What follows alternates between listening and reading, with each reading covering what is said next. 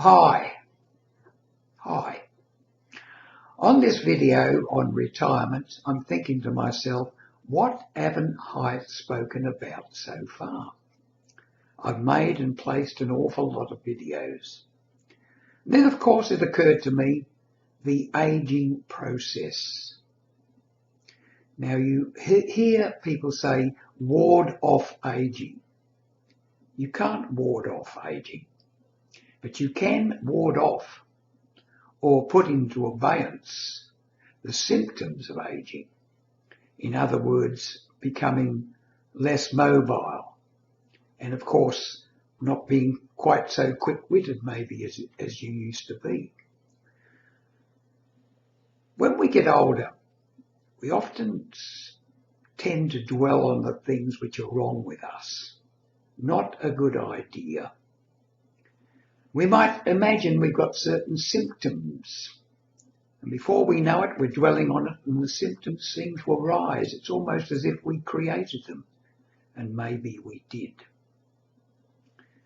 I want you to understand that when you go to a doctor, they're not always absolutely 100% right in their diagnoses.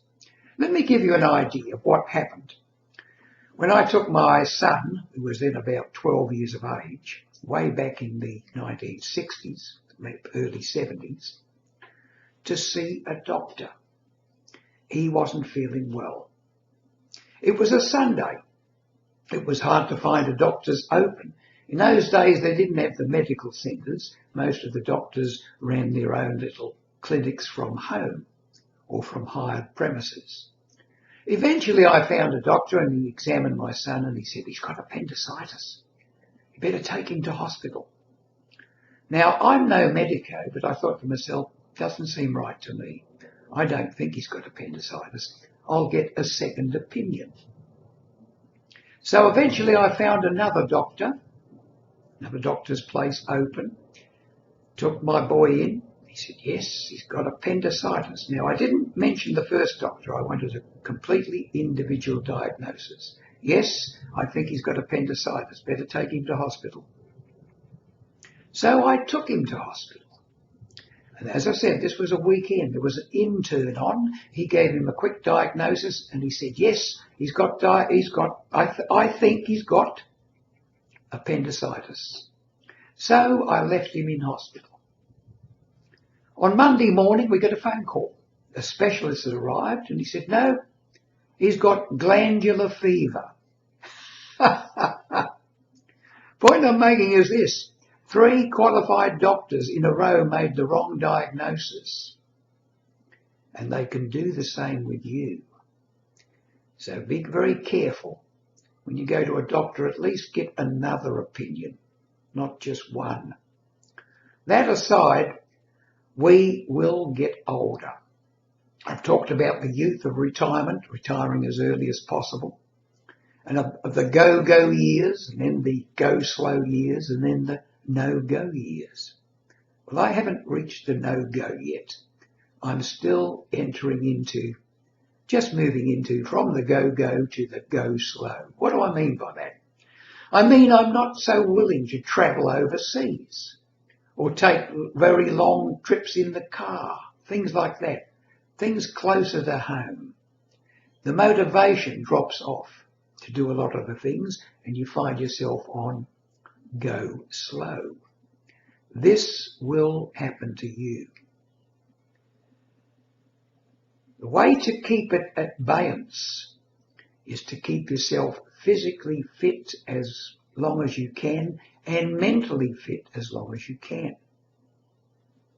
We know that our short-term memory, being able to grasp something quickly and hold it in the ready-to-use locker of the memory, is not as good when we get older. That's why we forget people's names, seemingly forget. As I've said on other videos, we never forget anything. It's just recall that's the problem. Once we've committed something to long-term memory, no matter how long ago it is, it can be retrieved And as I've said in videos before, you meet someone coming down the street, you know their face, you know them well, and you've forgotten their name. So you say, how are you going? Good day, nice to see you, mate. And as you turn to leave, as you're 2 paces away, the name pops up.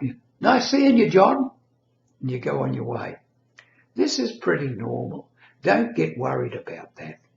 And never start talking about, oh, my memory's going, and not how it used to be, and get emotional about it. Because whatever we get emotional about goes into our subconscious mind, and our subconscious mind only knows one word, yes. So if we say to ourselves our memory's going, we're feeding that to our subconscious, and guess what the subconscious mind will give us? A worse memory, a worse speed of recall. So always watch the self-talk. It's very important. When people ask me how you're going, they say, how are you going, Tom? I say, great, always good, always good. This puts the message into your subconscious mind that it's most of the time at least you're always good, always feeling good. What we give to our subconscious mind by our self-talk is very, very important.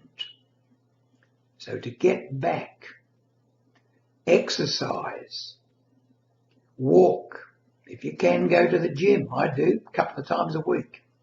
Do your yoga stretches. If you're into meditation, I am. I do my meditation twice a day, 7 days a week, and have done for 36 years. Now, I'm not saying you've got to do these things, but remember, everything in moderation.